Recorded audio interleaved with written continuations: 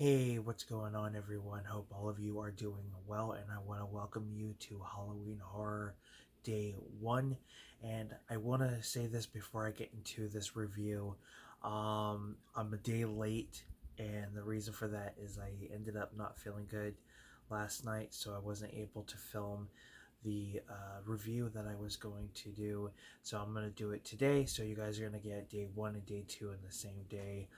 I do apologize for that, but things like that tend to happen, and it's a little frustrating because I wanted this to go pretty well. So, yeah, with that being said, day 1, we're going to start off with something a little different. Most people would review this movie at the end of the month. I'm going to review it at the beginning of the month, and that is none other than John Carpenter's classic Halloween. Such an iconic horror film. What can be said about this that hasn't been said? That's the biggest thing. But for those who have not seen it, Michael Myers is a patient that escapes a mental institution that he was pretty much has been at since he was a young boy. When he was younger, he ended up brutally murdering his sister, and spent majority of his pretty much his whole life just about in a mental institution up until his 21st birthday, which originally was supposed to have him be at this mental institution until then, and then he would be trialed as an adult and then spend the rest of his life in prison. But unfortunately, that doesn't happen. He escapes and goes back to the small town that he once lived in and starts to go on this murderous rampage looking for Laurie Strode, who is played by Jamie Lee Curtis. Um, Such a classic. I mean, the score itself is the most memorable score ever. I mean, for those who even haven't even watched this movie, know it's the Halloween theme.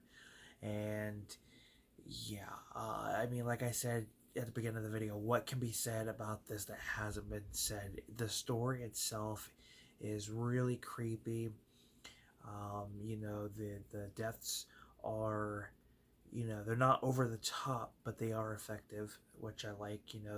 They're I guess natural is the best way to put it. You don't have anything that's way too over the top that you have to question how's that possible. There are moments that he pops up that are just really, really creepy. Like one of the scenes is Laurie Strode's in class and she's looking out the window, and you literally see Michael right there. And then I think once she looks somewhere else and then goes back, he's gone. It just scenes like that just are really, really creepy. Donald Pleasant's performance as Dr. Loomis is great. That's a character I feel like they could expand on doing it like a prequel. Maybe call it Loomis. Him kind of becoming the person he was and would lead up to the events of this movie. I think that would be pretty cool. But it's a great horror movie. It's a fun horror movie. I think you'll have a good time with it. A couple of jump scares that will definitely have you going.